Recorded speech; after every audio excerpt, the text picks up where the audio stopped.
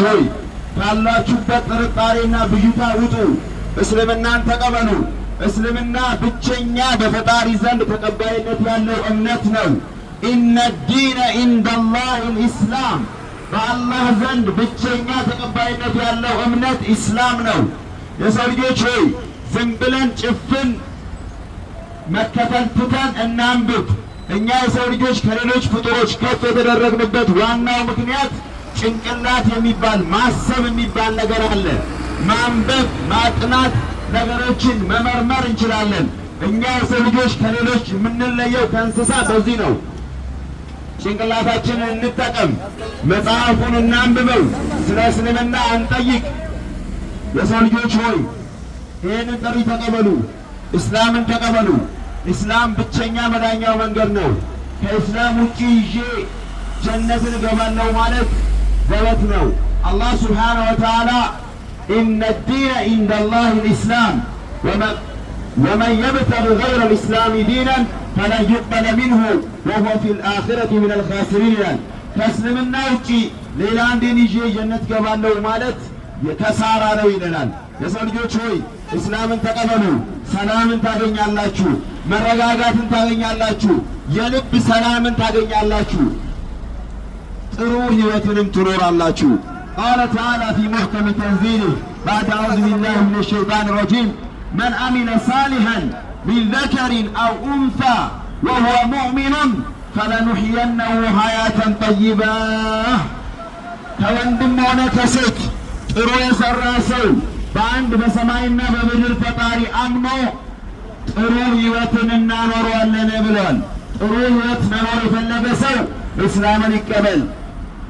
እስልምና ሁሉም ነቢያቶችን የሚያከብር፣ ሁሉም ነቢያቶችን ቦታ የሚሰጥ እምነት ነው። እስልምና የነቢዩ መሐመድ ከመጣ በኋላ የመጣ እምነት አይደለም። ነቢዩላህ ኢሳ ወይም ኢየሱስም ሙስሊም ነበረ። ምድር ላይ መጥቶ ያስተማረው ኢስላምን ነው። እዕቡዱላህ ረቢ ወረብኩም፣ የኔንና የእናንተን አንድ ፈጣሪ አምልኩ ብሎ ነው ያስተማረው። ዳዊትን፣ ሰለሞንን፣ ሙሴን ሁሉም መልእክተኞች ሙስሊሞች ናቸው። ሙስሊሞችም ነበሩ። የሰው ልጆች አይናችን ላይ የተደረገውን መነጽር እናውልቅና እመርምር፣ መጽሐፉን እናንብብ። ይሄ መጽሐፍ የወረደው ለሰው ልጆች ነው። አላህ ስብሓነሁ ወተዓላ ሲናገር ምን ይላል? አሊፍ ላም ሚም ዛሊከል ኪታቡ ላ ረይበ ፊህ ይላል። ይሄ መጽሐፍ ከአላህ ከሰማይና ከምድር ፈጣሪ ስለመሆኑ ምንም ጥርጥር የለውም ይላል። የሰው ልጆች ሆይ አትሸወዱ። በኋላ እንትናን ተከትዬ ነው እንትናን ሰምቼ ነው አይሰራም። ጭንቅላት ተሰጥተዋል። ማንበብ ትችላለህ። ዘመኑ የቴክኖሎጂ ነው። መጠየቅ ትችላለህ።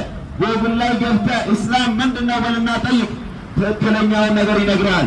ብቸኛው ሞኖቲዝም አንድ ፈጣሪን ማምለክን የሚያሳድር እምነት ኢስላም ነው። የሰው ልጆች ሆይ ይህን እስላም ተቀበሉ። አሁንም አልረፈደም ጊዜው። እስካልሞትን ድረስ ትንፋሻችን እስካልተቋረጠ ድረስ ቀብር እስካልገባን ድረስ መመለስ ትችላላችሁ። አእምሯችሁን ተቀበሉ። ዝም ብለን ጨለማ ውስጥ አንኑር። እስልምና ብርሃን ነው። አላህ ወልዩ ለዚነ አመኑ ዩኽሪጁሁም ሚነ ዙሉማት ኢለ ኑር ይላል። አላህ የነዛ ያመኑት ወዳጅ ነው። ከጨለማ ወደ ብርሃን ያወጣቸዋል ይላል። በጥርጣሬ እንውጣ። እስከ መቼ ነው በጥርጣሬ ውስጥ የምንኖረው? የሰው ልጆች ሆይ ይህን ጉዳይ ከገንዘብና ከስራ የበለጠ ትኩረት ሰጥተን እንየው። ስራ ለመስራት ገንዘብ ለማግኘት የማንቆፍረው ጉድጓድ የለም፣ የማንገባበት ገደል የለም። ግን ስለ አንድ ፈጣሪ ይህን ዩኒቨርስ ስለፈጠረ አንተን ስላስገኘ የአንተን አባት አያት ያስገኘን ፈጣሪ እወቅ ስትባል ጆሮ ዳባ ልበስ ትላለህ። መስማት አትፈልግም፣ ማንበብ አትፈልግም። ወንድሜ እዚህ ምድር ላይ ትንሽ ጊዜ ነው የምትኖረው። ወይ 70 ዓመት ወይ 100 ዓመት፣ አንድ ቀን ከዚህ ምድር ላይ በሞት ትለያለህ። አንተ የምትለፋለት የምትሮጥለት ገንዘብ በአንዴ ይጠፋል። አንተ ስትሞት ከመሞት በፊት ስለ ሰማያዊው ፈጣሪ ስላወረዳቸው መጽሐፎች አንብብ፣ እወቅ። አንድ ፈጣሪን ብቻ አምልክ። ከዚህ ውጪ ማምለክ ለዘላለም ሲኦል ይዳርጋል። የሰው ልጆች ጉዳዩ እኛ እዚህ ጋር ከምናወራው የበለጠ ትኩረት ሊሰጠው የሚገባ ነው። የሰው ልጆች ሆይ አዋጅ አዋጅ አዋጅ ብለናል። አዋጅ አዋጅ! ከእስልምና ውጪ ትክክለኛ እምነት በዚህ ምድር ላይ የለም። አዋጅ አዋጅ አዋጅ! ከእስልምና ውጪ ይዤ መንግሥተ ሰማያት እገባለሁ ማለት አይቻልም። ይሄ የአላህ ቃል ነው። የሰው ልጆች ሆይ የኢየሱስን አስተምህሮት ከፈለጋችሁ እስላምን ተቀበሉ።